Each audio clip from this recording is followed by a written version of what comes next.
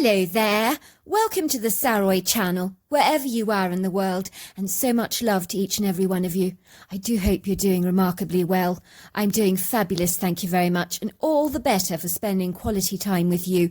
Don't forget to get that quintessential drink, because I'm sure you're going to need it, especially if it's very hot where you are, because the weather has been piping hot, so a nice ice-cold glass of lemonade might do very nicely for you. On the other hand, if you're very warm, rather very cold, you're going to need something quite warming. So wherever you are in the world, get that drink. And don't forget to subscribe to the channel, click the notification bell and the thumbs up. And let's get started with tonight's story. Dear Sarah, and all your lovely listeners, the blue sky was suddenly dappled with blotches of grey, like a painter's canvas. The grey patches began sprawling across the sky, spreading out like butter on bread, in a thin, inky paint-like effect. Everything darkened and deepened in intensity, almost as if someone had turned down the dimmer switch, giving the distinct impression that it was late afternoon, when in reality it was closing in on lunchtime. Well, so I thought. I needed to get home to my parents as soon as possible, as they considered punctuality of pivotal importance. My mother used to say that being late was the height of extreme rudeness. I could hear the low rumbles of thunder in the distance. I groaned as the heavens opened. It began bucketing down with rain, splashing my passenger side window quite fiercely, while the droplets glided down the glass like long drawn-out tears. "Lovely," said the old lady sitting next to me on the bus. "On the very day I leave my umbrella behind at home, it has to rain like this. I think I'm going to get completely soaked. Just my rotten luck." "Hopefully it'll settle down," I said, trying to reassure her, but sneakily suspecting that the rain was here to stay for the entire afternoon. I got up from my seat, manoeuvred myself past the seated lady, and pressed the bell for the next stop. I nodded my thanks to the driver, opening up my umbrella hastily, dashing across the grassy sidewalk that was lined with neighbourhood houses on either side. Luckily our house wasn't too far away. I dashed towards the black and white Tudor-style home that belonged to my parents, who had lived in this Oxford neighbourhood for 30 long years. I decided to enter our house through the back door of the kitchen. That way I wouldn't trail mud and water over my parents' pristine carpets. I entered the house, glancing up at the kitchen clock on the wall. I was shocked to discover it was only 11 o'clock in the morning. Goodness gracious, I was 2 hours early for lunch. I could hear shrill, high-pitched voices coming from the living area. It sounded as if someone was having an argument. But who? I cautiously crept out of the kitchen, ambling towards the lounge, keeping my ears pressed against the wall to see what was going on. I could hear my father's raised voice. Its tonal resonance and inflection appeared dark and hostile, which was very unlike the man that I knew as my father, who was the head of our loving Indian family that was originally from Mumbai. He was shouting at my cousin Prisha. His words were like razor-sharp knives, stabbing her over and over again with his spiteful, snide utterances. There were times when his undulating voice mutated into a savage growl. It was almost as if he was foaming at the mouth, like a rabid dog. I peered behind the wall, witnessing my father glaring angrily at my cousin Prisha. I physically flinched, recoiling in disgust, as he thrashed her across the face with one of his hands a couple of times, so hard that Prisha let out a painful wail. "Ah! Ah! Please, Uncle Nigel, please stop. Please don't hurt me." "Well, what do you want me to do, Prisha?" my father yelled. "Of course I don't want to physically hurt you, but you're not making this easy for me. Not at all. I'll do what needs to be done. If you scandalise and dishonour our family like this, if you don't obey our traditional customs and values, you'll have more than a black eye to deal with. Do you understand, Prisha? Am I making myself clear? I will not tolerate any niece of mine shunning our faith along with our culture like this, bringing a stigma of disrepute to our illustrious family name. How dare you?" He lunged aggressively towards my cousin Prisha, cupping the underside of her chin with one of his hands, squeezing in her jowls tightly, tipping her chin upwards towards his face so that he could glare directly into her eyes. She looked terribly frightened, but remained impressively pugnacious. She wasn't going to be a doormat for anyone. My scathing father eyeballed her with a look of such intense hatred, synchronized by the flaring of his nostrils. So great was his caustic anger that the blood rushing to his head had bespeckled his face in crimson splotches.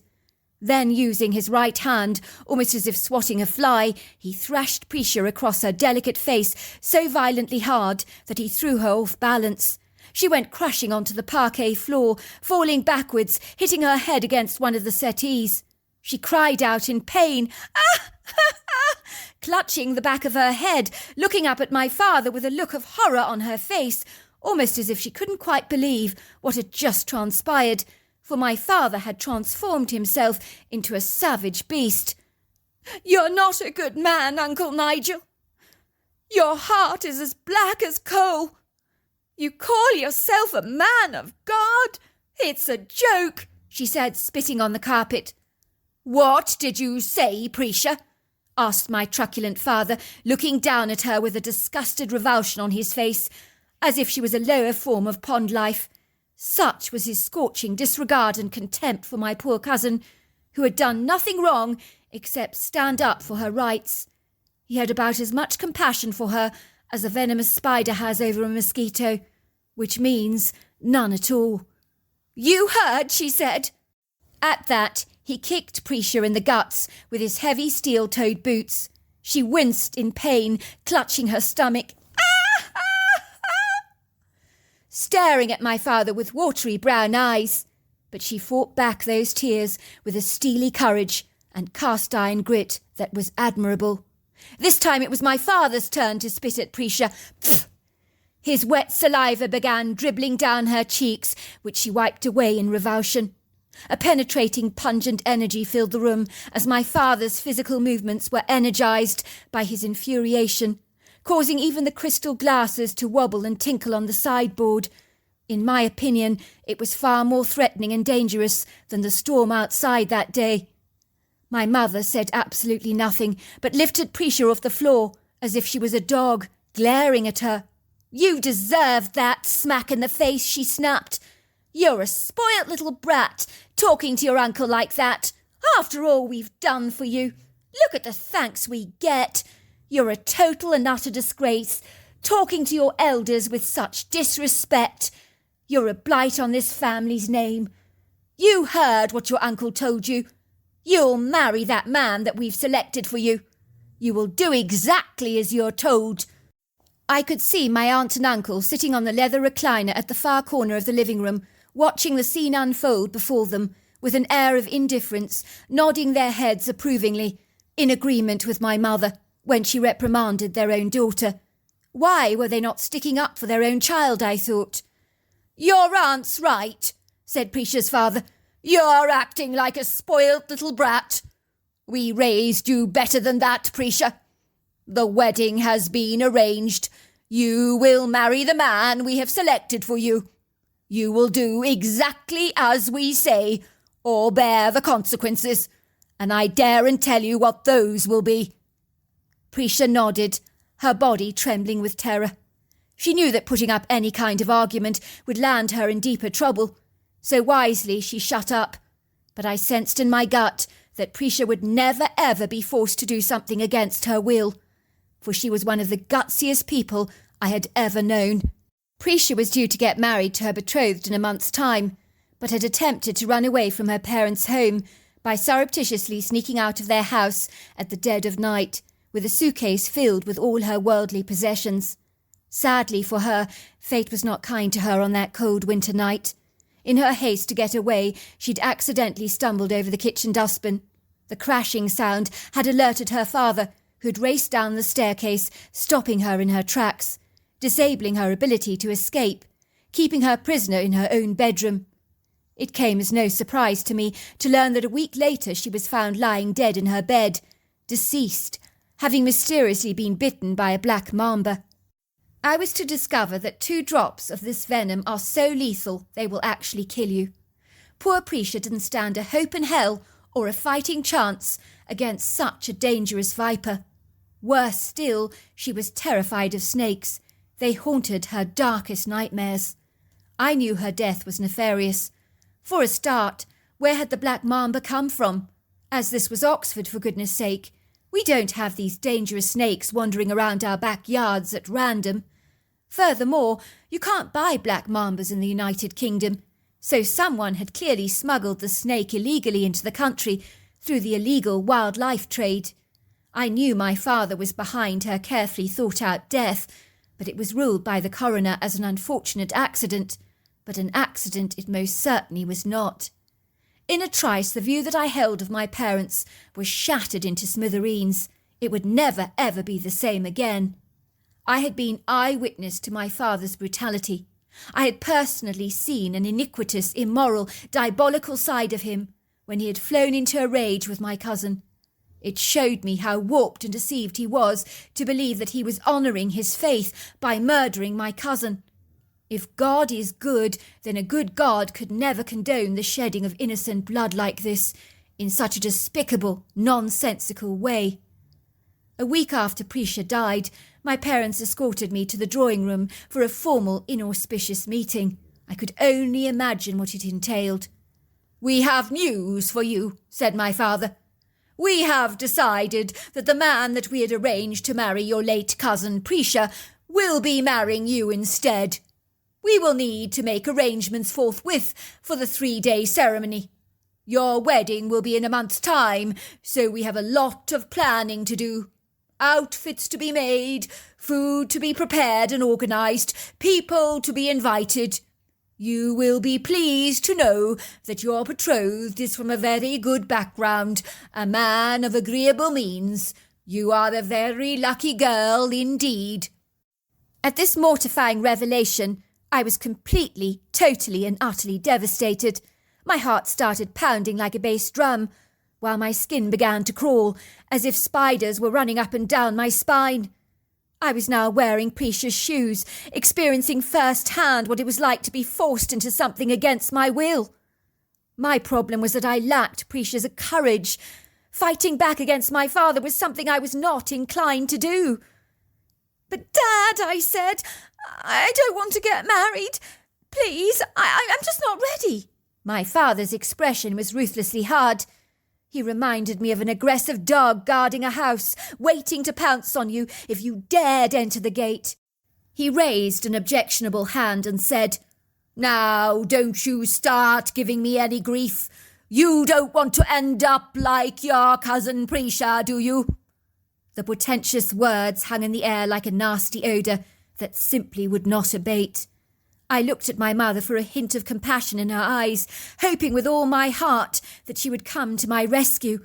I was her daughter after all, but there was no compassion. I realised that she was so cold-blooded and stone-hearted, as callous as my father, a direct antithesis to the people that I thought I knew and loved. It would seem that the sadistic, wanton side to my parents had most certainly manifested in my life. The blinders had fallen off my eyes, and my eyes were finally open. It was as if I was seeing them for the very first time in the true cold light of day. It wasn't pretty at all. I knew better than to challenge my parents, as I discerned that raising any objections on my part would almost certainly lead me down the road to no return. So I promptly shut up.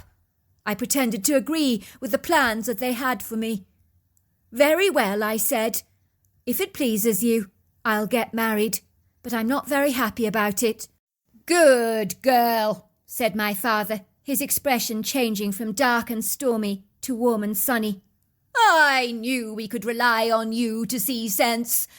You were so much sharper and cleverer than your cousin Prisha." Unbeknown to my parents, I'd been hiding a secret that I had cunningly managed to keep pending from them. A secret that was so dangerous that if my parents were to find out about it, it would invariably bring a great deal of shame upon my family.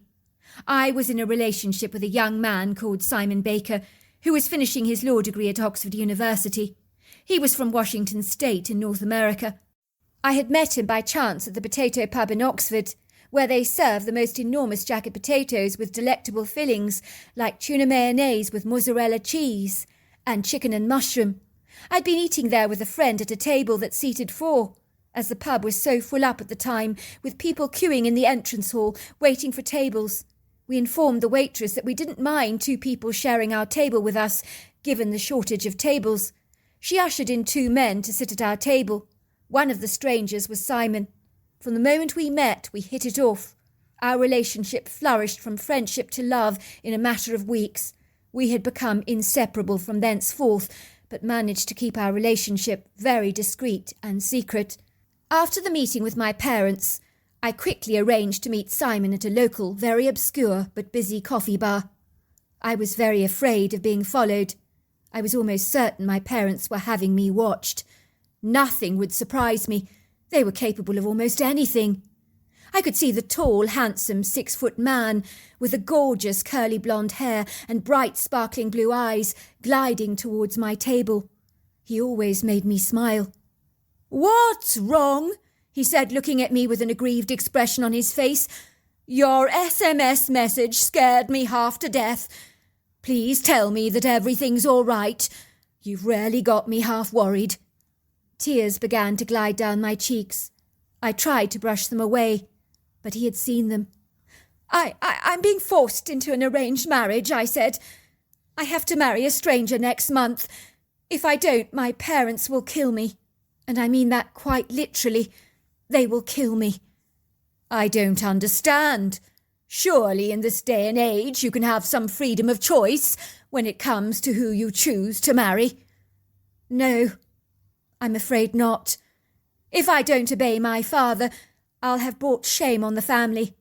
I'm as good as dead. Of course he will make it look like an accident, like he did with my cousin Prisha.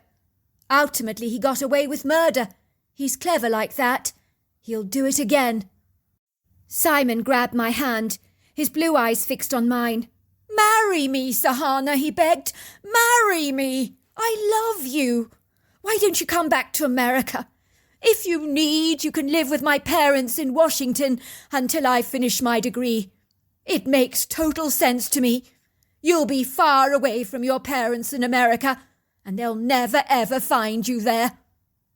Fast forward 3 years, and I was a fully fledged American citizen, having acquired my green card, and I was very happily married to Simon as well. I have no idea if my parents had any knowledge of my whereabouts or my new residential address in America, for as far as they were concerned, I had disappeared off the face of the earth. I knew if they were so willing to end Prisha's life, they would be equally as willing to end mine. America had now become my sanctuary, my safe place and my refuge. I was secure in her charge.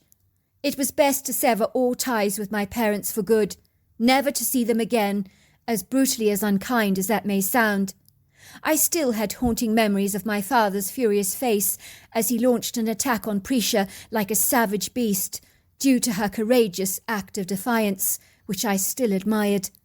Simon perched an exquisite ranch-style home for us with a low-pitched roof that embraced open-plan living to its finest. It was elegant, well-appointed, and exceedingly stylish. Situated in the heart of the idyllic Washington countryside, surrounded by mountainous views, remote country roads, silvery lakes, ponds, creeks, and woodgroves full of tall, statuesque Douglas fir trees. One day when I returned from a shopping trip, I parked my car in the driveway, climbing out of my passenger seat very casually and ambling over to the trunk, which I opened to retrieve the copious amounts of supermarket bags that lined its base. That was when I sensed someone was standing behind me, very near me. A shiver of dread snaked down my spine. I had this horrible feeling it was my father. How I knew this, I don't actually know, but I just did. Call it an instinctive knowing if you like. I turned around, and there he was, larger than life. He was wearing a sporty, rather stylish white cotton top, tucked in a pair of zooty stylish jeans. He was standing in the open driveway, glaring at me, with dark, hostile eyes, filled with malice and hatred. "Hello there, how are we today?" he sniped. "You really thought I'd never find you, but here I am. You think I'm going to let you run away from home like you did, disgracing our family like this? Your cousin didn't get away with it, and neither shall you. That's not the way it works in our family." How did you find me?" My father tapped his nose. "There are always ways and means to find what you're looking for. I'm here to bring honour to the family name. You have disgraced us all, marrying this American man, disobeying your parents' demands. You have dishonoured your own culture, your faith and your God." My father had his right hand hidden behind his back. Something glinted in the light, and then I saw it. It was a machete of all things. I could hardly believe it. He'd come all the way to America to finish me off. I was his flesh and blood, for goodness sake. He wanted to exterminate me like an infestation of roaches. I was absolutely nothing to him, without conforming to his religious beliefs and convictions, of course. One part of me wanted to reason with him desperately and say, "Dad, let's talk about this." But my father's inflated pride, his arrogance, his vanity, are not capable of reasoning. My thoughts raced around my mind like a swarm of bees. Should I run into the house, bolt the door, call the police? But supposing I got cornered by my father, who broke in first? Should I run out into the dirt road, hoping in vain that a passing car might come and rescue me? But the road was so remote, cars were so few. Should I make a quick dash to the woods in the rear of my property, where there were hundreds of places to hide, of which I knew many? I knew that my father, although very strong, had a gammy leg, so running into the woods gave me a head start. So without even stopping to draw breath, I hightailed it to the woods, with my father lagging behind me. But his running was seriously impeded by his injured leg, and his level of fitness was rather poor, so I had a distinct advantage. As I ran, my heart began thundering in my chest, causing the adrenaline to surge in my veins, enabling me to run all the faster, for I knew with certainty that my life hung in the balance. My father intended to hack me to death with this machete. I was in no doubt about that, not even for a single second. I was grateful to be wearing sneakers, but running through the rocky terrain of the woodgrove was not easy, as you could trip over rocks and ferns, or even leaf litter on the floor. But I didn't think of those things. Once I got into the woodgrove, I ran towards a tall oak tree. Then I had a eureka idea. Surely if I climbed the tree, I would be safe up there. My father would be unlikely to see me. Even if he did, he would never be able to climb up after me. Not with that dreadful leg of his.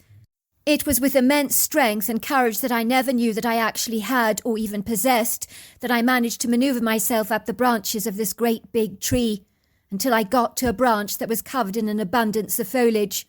The branch was so wide and sturdy that I could sit there, remaining very still, hiding amidst the leaves, hardly daring to move a muscle. My heart began pounding in my ears, the sweat pouring down my face. Finally, my father entered the wooded area. I could see his breathing was heavy. His leg was dragging behind him as he walked. I realized he'd stopped running, but I think he sensed I was hiding close by. He began to search for me, hacking away at the brush on the forest floor. Even though I was hiding up in a tree, I truly could sense and feel his rampant rage. All of a sudden I noticed that the forest became unusually quiet, so very still you could have heard a pin drop. All the bird song had dissipated, like the seeds from a dandelion. There was just an ominous feeling that overcame the entire grove, that made me consider the possibility that there was indeed a predator in our midst. That was when I heard a thumping sound, which could not be mistaken for my father's machete. No, not at all. It was something else. But what? It sounded like heavy footfall, like something monstrously big was making its lumbering approach. Glancing down from the tree, I saw it. I almost fell off the tree in my shock. I was gazing upon a creature known as Bigfoot. It was enormous, towering at about 8 to 10 foot tall, between 8 to 900 pounds, possibly 3 foot wide or even more. It's almost certainly difficult to gauge direct measurements, given I was hiding in a tree, but believe me, this thing was monstrously huge. He was built for power and strength, and completely covered with long, flowing dark hair. It was standing only a couple of feet away from my father. Although I couldn't see the creature's face as it was rather obscure and I was looking down from a great height, its body language revealed a level of anger and hatred that was off the charts. That was when the forest was filled with the sound of the most horrendous roar that I've ever heard in my life. It was so terrifying, it caused the hair on my body to stand on edge. My father stood there, eyes growing as wide as saucers, his whole body trembling like a jelly. I do not think he could fathom what on earth he was seeing. He was foolishly waving his machete at the creature as if challenging him, which is certainly not the way to behave with a Bigfoot, I would imagine. It's asking for trouble, inviting a challenge, especially when you're dealing with a male. This imposing creature reeked testosterone from every cell and orifice of his body. Even though I never saw him up close and personal, I could almost certainly feel that male energy. The creature began beating his chest, pounding it with his fists, roaring wildly. My father was running backwards, waving his machete, crying, "No, no, you stay away. Don't you come near me. I'll kill you. You hear that? I'll kill you. Go away, go away." All of a sudden, the creature took off like a rocket, pouncing on my screaming father, throwing his machete into the underbrush. And then he flung my father over his shoulder, running with him through the woods. And then they were gone from my sight. I was to learn weeks later that a man fitting my father's description was found lying deceased in the woodgrove from a blunt force injury to the back of his head. His 2 eyeballs were missing. I was to learn later that human eyeballs are considered the most delicious, delectable part of human flesh, so I suppose it would make sense that the Bigfoot would have enjoyed it as a tasty treat. Or them, should I say. All these years later, I'm grateful to that Bigfoot. I know it's awful for my father to have died in this despicable way, but he seriously did bring this on himself. I believe the Bigfoot possibly perceived his hateful energy, mistaking it as a personal threat. My father had entered the woodland area with the intent of killing me, and that intention possibly was discerned by this intelligent creature. I know that my father would have stopped at nothing until he saw me lying in a morgue, and since his death I have regained a measure of peace in my life. I no longer look over my shoulder in terror. Suffice to say, my husband has actually seen that large male Bigfoot on our property a couple of times. The creature just looked at him, glided away, and did not display any form of aggression whatsoever, and I'm certain it was the same creature, so it really must have picked up my father's negative energy. So there you are. That's my story. Wow, that was a fabulous story, and if you enjoyed it, don't forget to subscribe to the channel. Until next time, goodbye and good night.